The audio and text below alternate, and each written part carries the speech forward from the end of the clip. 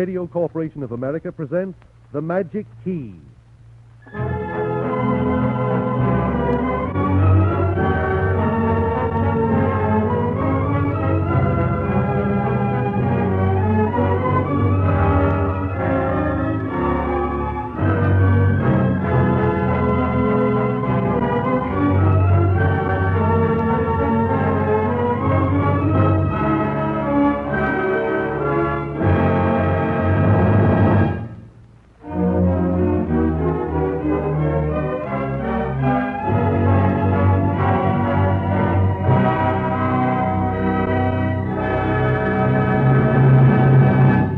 The Magic Key turns, and this afternoon the family of RCA join in celebrating the 10th anniversary of the founding of the National Broadcasting Company with a special program that includes Charles Lawton in scenes from his new motion picture Rembrandt, directed by Alexander Korda in a broadcast from London, England.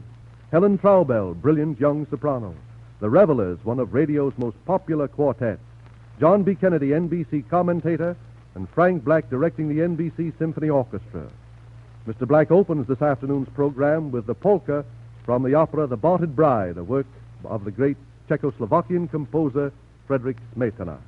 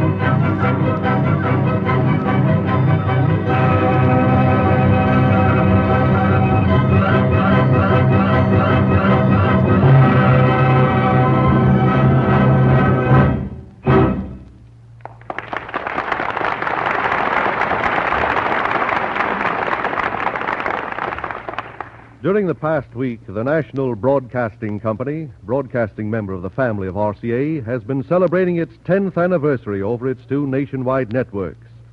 This afternoon, John B. Kennedy, NBC commentator, is here in the studio to tell briefly the story of radio. Mr. Kennedy. Good afternoon, all. From the time primitive man heard the first echo of a human cry, he guessed dimly that sound was solid.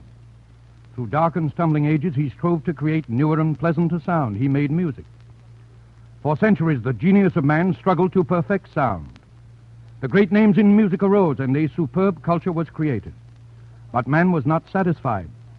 Step by step, with the enlargement of the noble art of music, ingenious minds strove to make sound supersede slow and hazardous means of communication, which, up to the invention of the tapping telegraph, were no more speedier than the bonfires of savage tribes, lighting the jungle night with signals of war. Then, in a flash, as is the way with the ordered providence of human affairs, a great mind supplied a great need. Marconi's spark kindled the ambition of science to smash the shackles of space and time and make the art of sound transmission supreme over all obstacles of nature. That art is radio. Dramatized in human history first as the savior of lives in peril on the seas, radio has grown into the fabric of our living, so that from a wonder it has become familiar and a habit. If old Copernicus could return to this solar system he knew so well, and so far ahead of his purblind generation, he would marvel most at the realization of this, his ancient dream: man's mastery of sound as an immediate and space-conquering force of communication and of culture. His sage-old soul would wonder how man, with such an instant and tremendous instrument for understanding at his command, could still talk of war and build armies far greater than those that stood at Armageddon some 20 years ago. Only yesterday we, the children of an age of superpower, marveled at voices transmitted into our homes through the air from across the seven seas. True, those first experimental broadcasts sounded very much like the ocean having hiccups.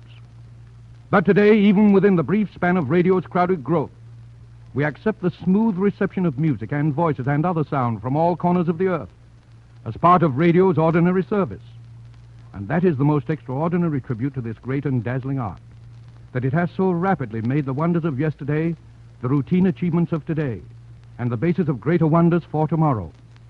Napoleon Bonaparte was musing once in his Napoleonic manner, with his forelock in position and his Jovian frown in place. Marshal Ney intruded on the great emperor to inquire if he was brooding over his last campaign. "No," said Napoleon, "I am planning my next one." Radio, a greater conqueror than Bonaparte ever dreamed of becoming, for it overcomes man's perennial enemies, ignorance and boredom. Radio's benign desire, indeed its earnest duty, is to regard its amazing record of the immediate past as an apprenticeship for a larger and fuller future. When the President of the United States graciously signalized the 10th anniversary of the National Broadcasting Company as a milestone in the march of radio, he paid this greatest of broadcasting agencies a compliment. And at the same time, he pointed a code that radio must continually measure its triumphs in terms of its responsibilities. Of its nature, radio is a mirror and a mask, entertainment that lightens the load of living, and the vividness of news in action when, where, and as it happens. The Eskimo in his igloo and the Zulu in his kraal are one with all mankind, bound together by this ethereal force. Radio in 10 years has made the world more aware of itself than in 20 centuries before. In another 10 years, with the coming of practical television, it may remake the world a civilization of peace and prosperity through the instant knowledge it spreads of one people to another. Somewhere I read a fantasy that radio might resurrect sound waves hidden in the hoary folds of time and bring us great utterances of long ago, perhaps even to the first cry of the first murderer, Cain, lifting his cruel voice to demand, "Am I my brother's keeper?" And perhaps radio may resound the smashing reply from the heavens, "You are." For making all men brothers, radio is the peculiarly God-given servant of man, if we accept it and employ it so. Remembering that in a scientific age we are prone to place too much emphasis on horsepower and too little on horse sense.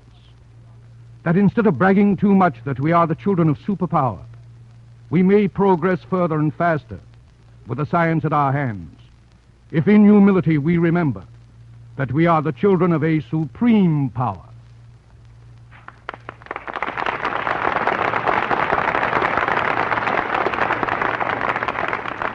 A little over 10 years ago, Frank Black decided that something ought to be done about the quartets that were singing over the radio.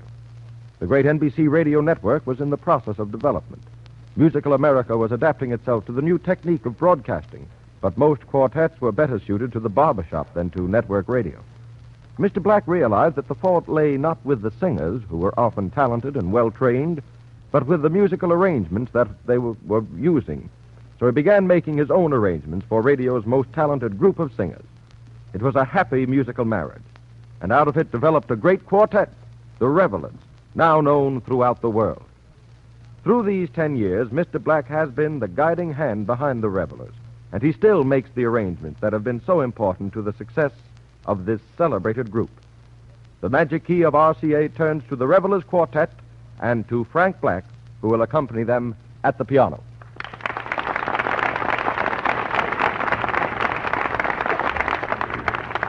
The REVELLERS sing first an arrangement of an historic song which they've recorded for Victor and which was first presented by them over the NBC network in 1926.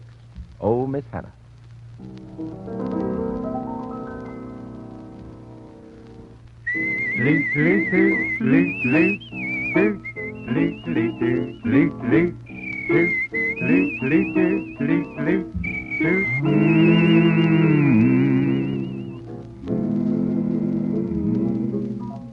Oh, Miss Hannah, ain't you coming out tonight? The mockingbird am a singing, and the moon am shining bright. The roses am a nodding, and a swell in the breeze. But on your Sunday go to meeting clothes and come along, please. Can't you hear the banjo strumming? Can't you hear the banjo? Can't you hear the fiddle call? Can't you hear the fiddle? Can't you see the folks are dancing Can't you see 'em in the old Odd Fellas Hall? We'll go strolling down the levee We'll go strolling by the light of the moon, listening to the fiddle and the mockingbird's tune. Oh, Miss Hannah, the cotton fields am white as snow. Way out on the river, you can hear those steamboats blow. The music and the moonlight have got me in a trance. Oh, Lordy me, Miss Hannah, let's go to that dance. Let's go to that dance. Oh, Miss Hannah, ain't you coming out tonight? The mockingbird am a singing, and the moon am shining bright. The roses am a nodding, and a swaying in the breeze. But on your Sunday go to meeting clothes and come along, please come along, come along, come along.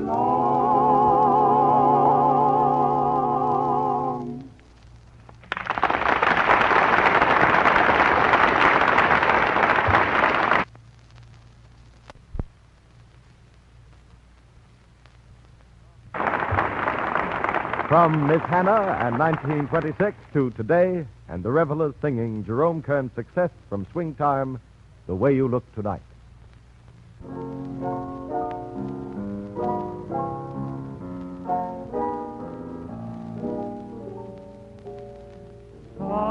Someday, when I'm awfully low, when the world is cold, I will feel a glow just thinking of you and the way you look tonight.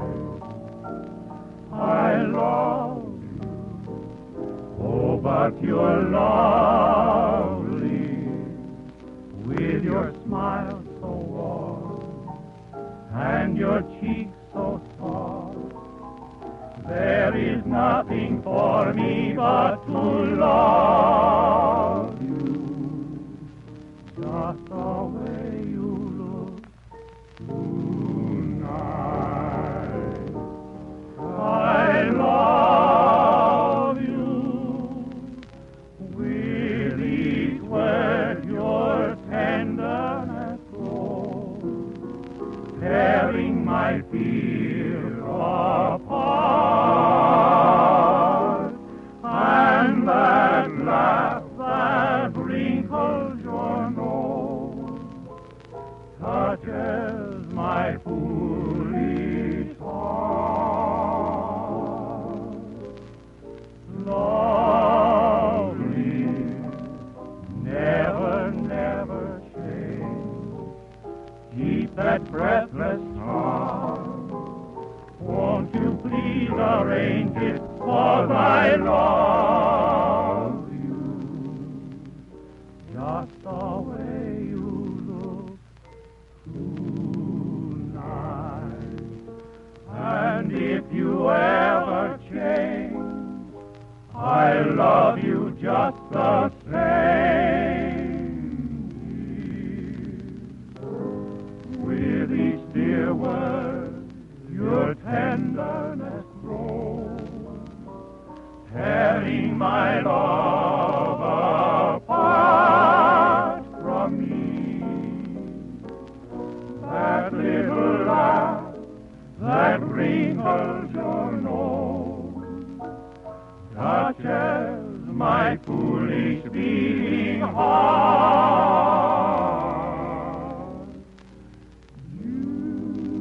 Beautiful love, with your smile so warm and your cheeks so soft, there is nothing for me but to love you,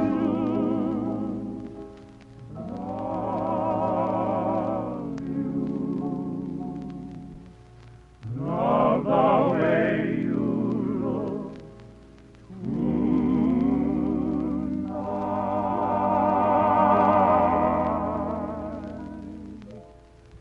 just the way you look tonight,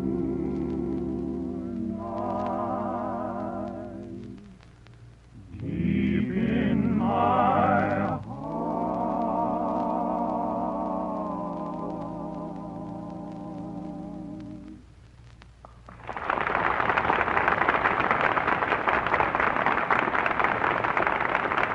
The Reveller's next offering is the currently popular tune, I'm an Old Cowhand.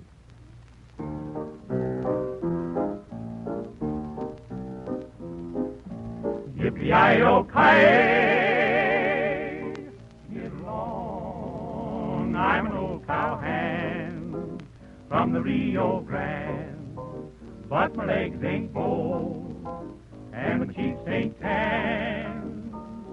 I'm a cowboy who never saw a cow, never roped a steer, 'cause I don't know how, and the show ain't fixin' to start in now. Yippee-yi-yo-ki-yay, yippee-yi-yo-ki-yay, I'm an old cowhand from the Rio Grande, and I learned to ride before I learned to stand. I'm a riding fool who is up to date. I know every trail in the Lone Star State. 'Cause I ride the range in a Ford D8. Oh, yippee-yi-yo-ki-yay, yippee-yi-yo-ki, yippee, yippee, yippee, yippee, yippee, yippee, yippee. Bop, bop, bop, bop. Stepper tied you ornery tenderfeet. Let a big bad buckaroo pass. I'm the toughest hombre you'd ever meet, though I may be the last. Yes, sirree. We're a vanishing race. No, sirree, can't last long. Step aside, you ornery tenderfeet, while I sing my song. I'm an old cowhand from the Rio Grande, and my legs ain't bold, and my cheeks ain't tan much. I know all the songs that the cowboys know. About the big corral where the dogies go. 'Cause the rodeo's on the radio. Yippee-yi-yo-ki-yay, oh, the yippee-yi-yo-ki-yi-yi-yi. I'm an old cowhand. How old? From the Rio Grande, How grand? where the West is wide. How do you know? Down the borderland, stop that heckling. I suppose the buffalo roam around the zoo. Well, the Indians can make you a rug or two. And the Bar X Ranch is a barbecue. Oh, yip, yip, yip, yippee, yippee, yippee, yippee, yippee-yi-yo-ki-yay, yippee, yippee, yippee.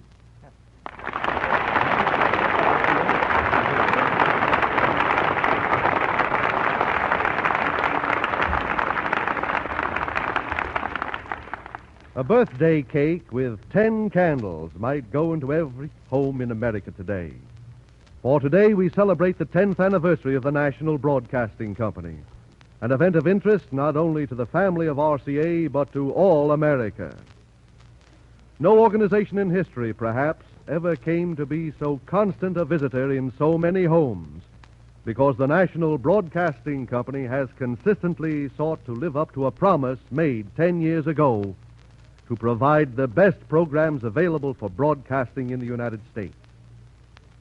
As evidence of the fulfillment of that early pledge, the Women's National Radio Committee, representing 20 million club women, recently awarded to NBC programs 3 out of the 4 first places and 9 out of 14 runner-up mentions in its annual report. The first decade of NBC may truly be hailed as 10 years in leadership, worthy of the largest broadcasting organization in the world. RCA Victor salutes NBC. RCA Victor, which offers to all the means of enjoying NBC's many fine programs, the finest radio receivers in history, the new 1937 RCA Victor Magic Voice radios with Magic Brain, Magic Eye, and metal tubes. RCA Communications adds the best wishes of a sister radio organization, which provides direct and instantaneous contact between 47 foreign countries and the principal cities of the United States. The whole family of RCA is proud of the service NBC has offered all America. For every service in radio, use RCA.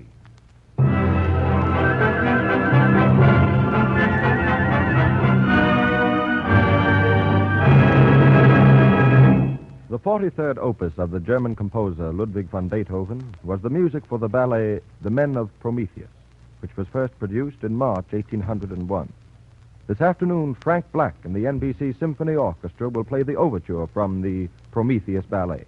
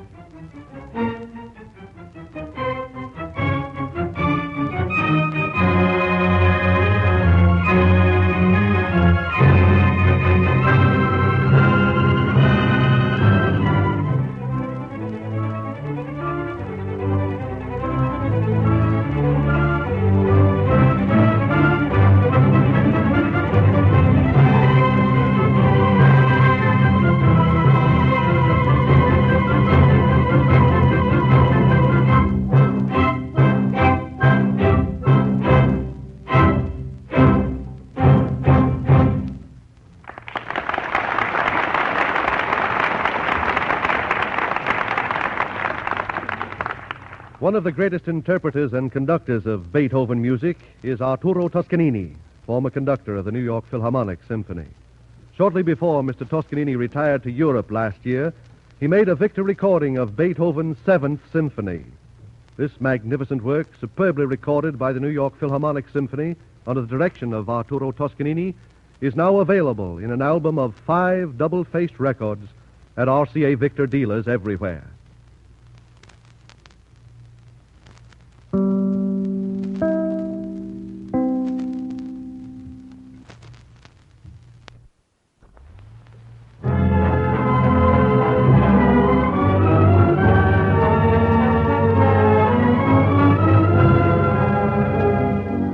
The Magic Key, unlocking a world of entertainment, presented for your interest and pleasure by the members of the family of RCA, who, individually and collectively, offer you every service in radio.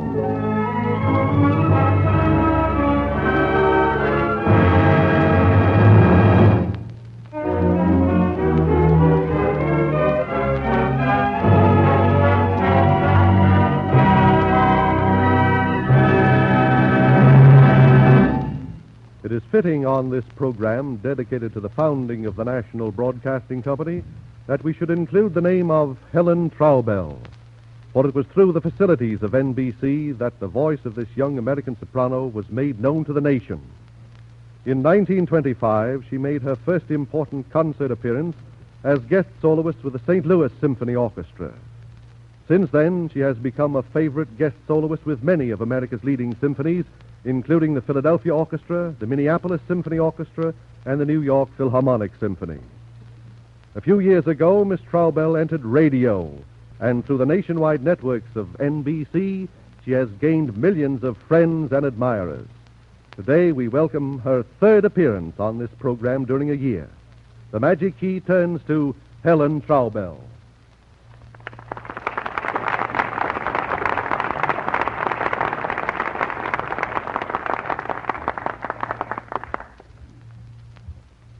First, we hear Miss TRAUBEL sing the colorful Visi d'arte from Puccini's opera La Tosca.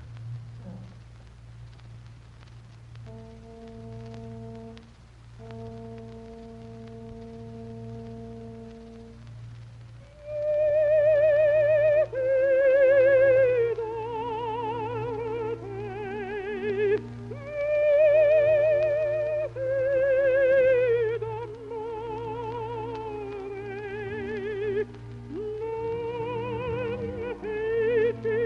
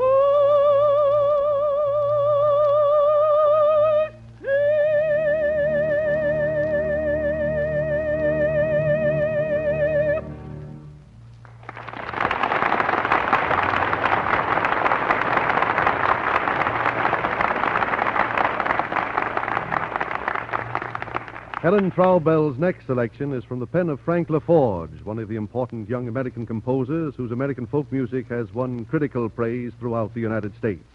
Miss Traubel sings his stirring composition, Hills.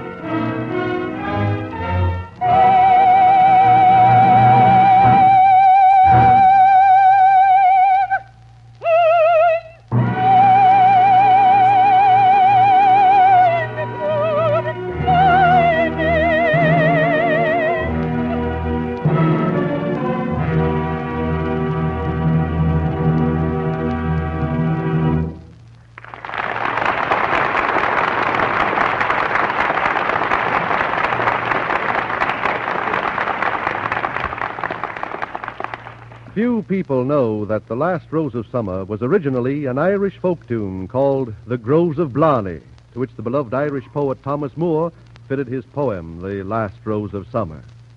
In 1847, Friedrich von Flotow incorporated this Irish song in his opera Martha, and Helen Traubel now sings for us this hauntingly lovely air.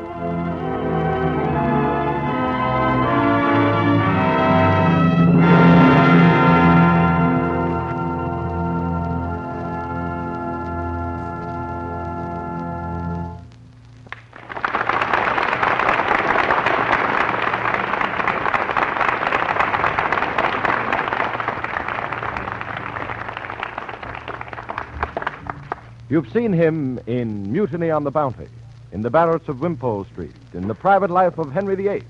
This man who in a few years rose from an almost unknown actor to be hailed as one of the greatest artists in the English-speaking world, Charles Laughton. Out of an era of matinee idols, of handsome leading men, this actor came to dwarf his rivals by the sheer artistry of his performances. Last summer, Mr. Laughton left America and returned to his native England to appear in a series of English productions being made by London Films under the direction of Alexander Korda, England's most celebrated film director. Mr. Korda and Mr. Laughton spent this past summer in London making a motion picture version of the life of the great Dutch painter Rembrandt. In it, Charles Laughton, as the artist Rembrandt, is credited with giving one of the finest performances of his entire career.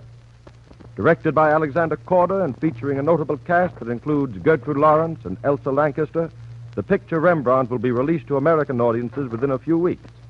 This afternoon, from London, England, we will hear Mr. Laughton in person as the artist Rembrandt. The Magic Key of RCA turns to Alexander Korda and Charles Laughton in London, England. Good evening, ladies and gentlemen of the Magic Key audience. This is Alexander Korda speaking. It is a great thrill to be speaking to the people who will soon be seeing Rembrandt in America. And I want to tell you how much I have loved making this picture and working again with my very great friend, Charles Laughton. I really believe that Rembrandt has pleased British audiences, but it still has the hardest test to face. It has to satisfy American audiences whose experience of films has made them the best judges in the world. And now Mr. Bruce Belfrage will describe our first scene for you, because if I did it, you might not be able to understand me.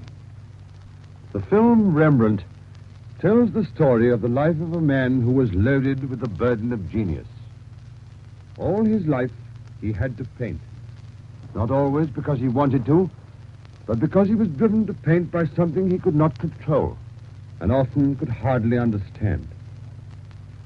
Now, during his life, he loved. He loved his first wife with a love that was not a sudden thing, founded not only on passion, so that part of it died as their youth faded and their blood cooled, but a love that was something strong enough to last his whole life and to pervade all of his being. And this is how Rembrandt, sitting in a tavern surrounded by his admirers at the height of his fame, described that love. Gentlemen, to the greatest painter of our age, Rembrandt von Rijn. Hooray! Why is he the greatest painter of our age? Why? Because other painters only get 200 florins for a picture. We're paying him 16 times 200. He ought to pay us for letting him paint such a handsome lot of fellas. That's true. A master like Rembrandt is never in need of models, gentlemen. If he is, he can't go on painting his wife all the time. How should a man want to paint his wife after 7 years of marriage? There was a man in the land of Uz, and the Lord gave him all that the human heart could desire. But beyond all, this man was in love with his wife. He must have had a secret. He had. I'd like to know it. He had a vision once, a creature, half child, half woman, half angel, half lover, brushed against him.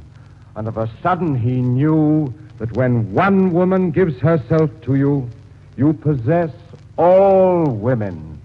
Women of every age and race and kind. And more than that, the moon, the stars, all miracles and legends are yours.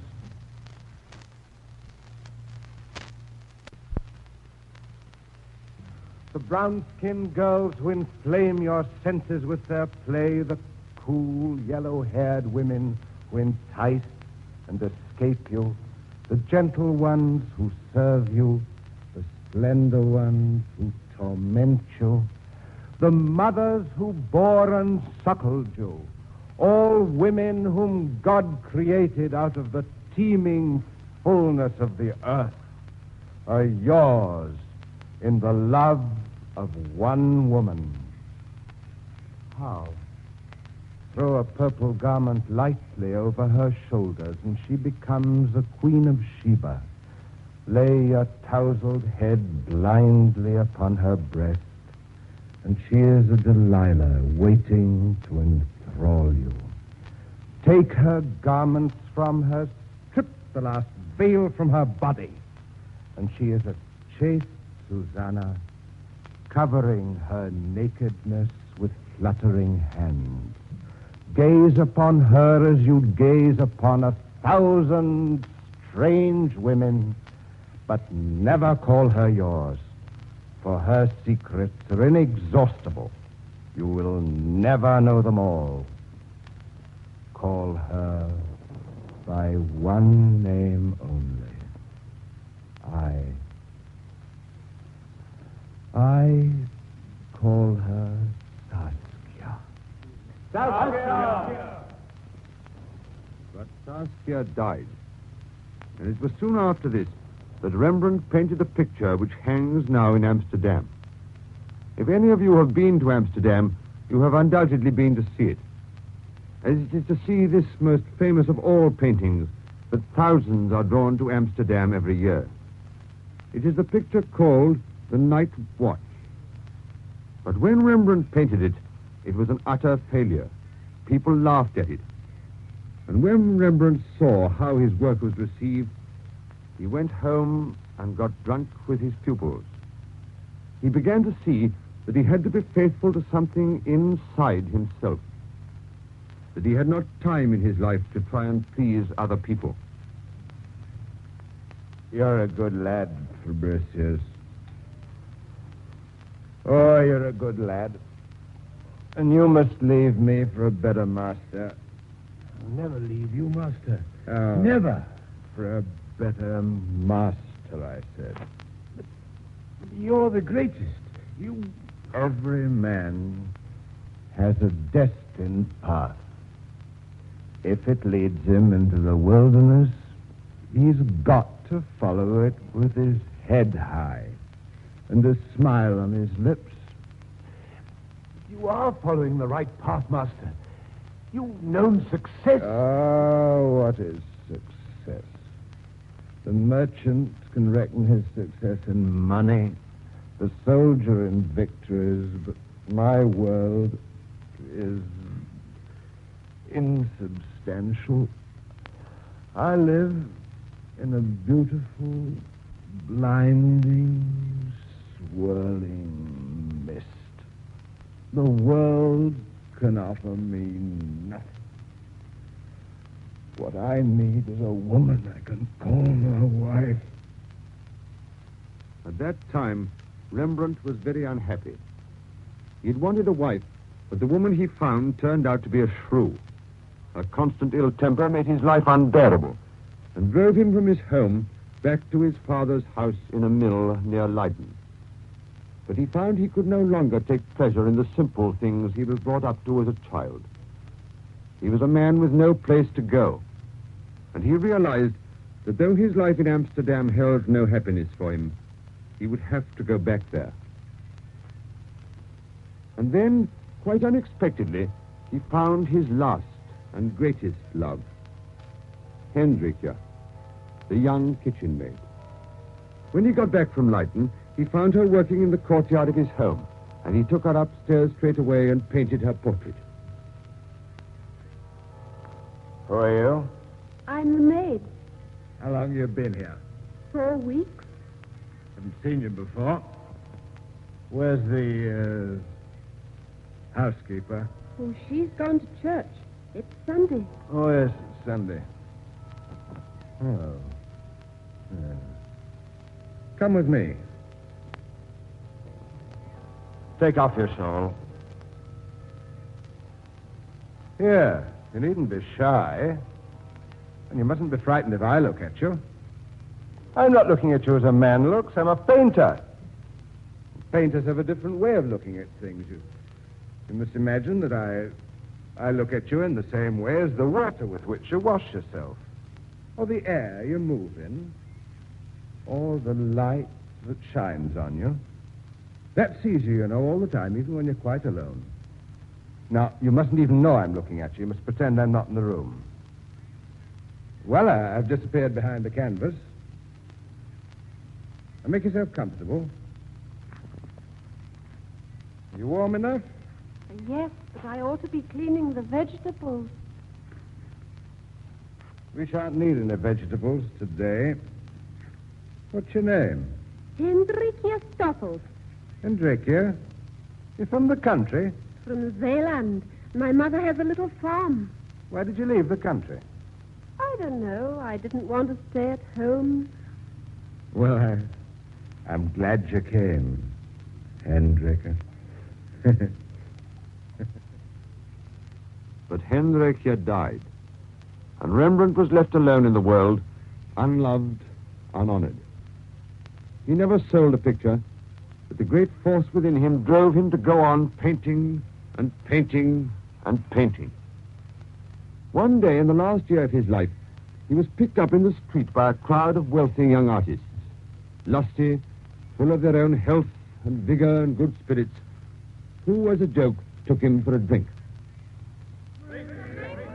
Health, my friends, to beauty, to women. To you, to love, to money, to death. What about you, Grandpa? You haven't given us your toast. Oh. I can't think of a toast. You mumbled something in your glass just now. I heard you. I heard you, too. That wasn't a toast. They weren't my words. Well, whose words were they then? They were the words of King Solomon. They are the wisest words I know. Well, let's go. Come on, be our King Solomon and teach us wisdom. Vanity of vanities. All is vanity. I have seen all the works that are done under the sun, and behold, all is vanity and vexation of spirit. For in much wisdom is much grief, and he that increaseth knowledge increaseth sorrow. Wherefore I perceive that there is nothing better than that a man shall rejoice in his own works, for that is his portion.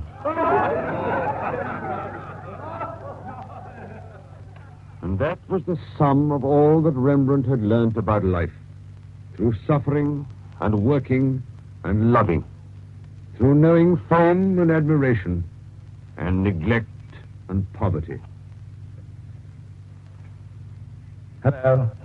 Hello, everybody. This is Charles Norton speaking. Mr. Corner ought to be doing this speaking, but he's passed the buck to me on account of his slight but delightful Hungarian accent. I hope you liked what you heard. But you know, the film's a lot better. Now, look here, it is really, I'm telling you what you have to judge for yourself. I'm feeling particularly homesick for California today, and so would you be if you were here. We've just had a thoroughly ripe London fog, and it's raining now. Hey, for the sunshine and flowers. Well, goodbye. Goodbye. Goodbye. The Magic Key of RCA returns you to New York City. Charles Sanford Skilton, a young musician from Southampton, Massachusetts, journeyed west to Oklahoma to become a teacher at the famous Indian school Haskell Institute. While there, Mr. Skilton became familiar with American Indian tribal music. His composition, War Dance, which Frank Black and the NBC Symphony Orchestra play next, contains many melodies taken from the tribal music of the Oregon Indians.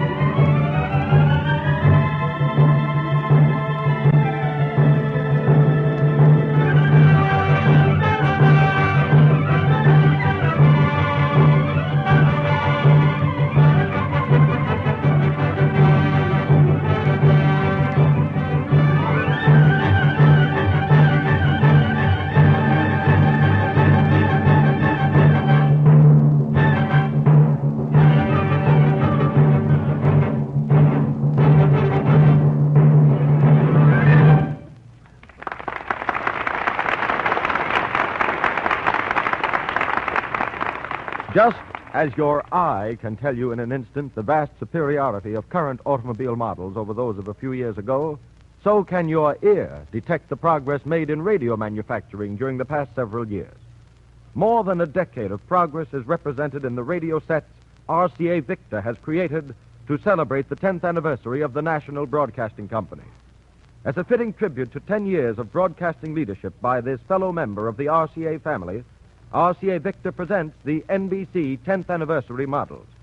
Featured in these magnificent radios are the Magic Voice, Magic Eye, Magic Brain, Metal Tubes, and a wealth of other improvements made possible by the combined engineering skill of RCA Victor and the National Broadcasting Company.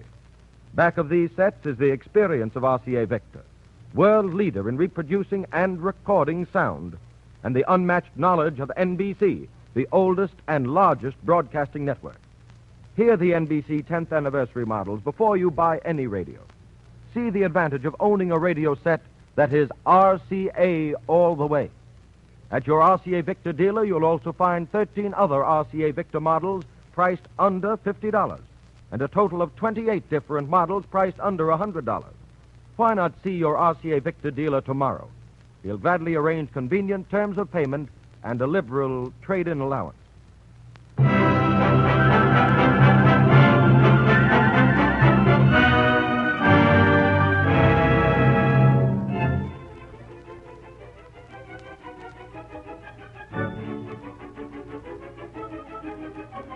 We cordially invite you to be with us next Sunday afternoon on the NBC Blue Network, when the Magic Key will again turn and members of the family of RCA will present Ephraim Zimbalist, celebrated violinist, in a broadcast from Europe.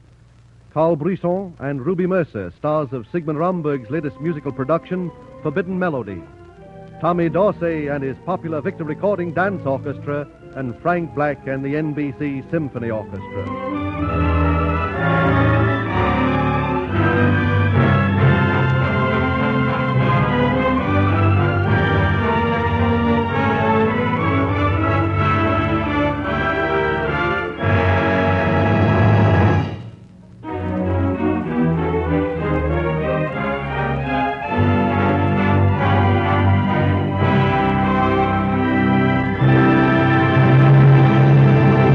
This is Ben Grauer and Milton Cross speaking for one member of the family of RCA, the National Broadcasting Company.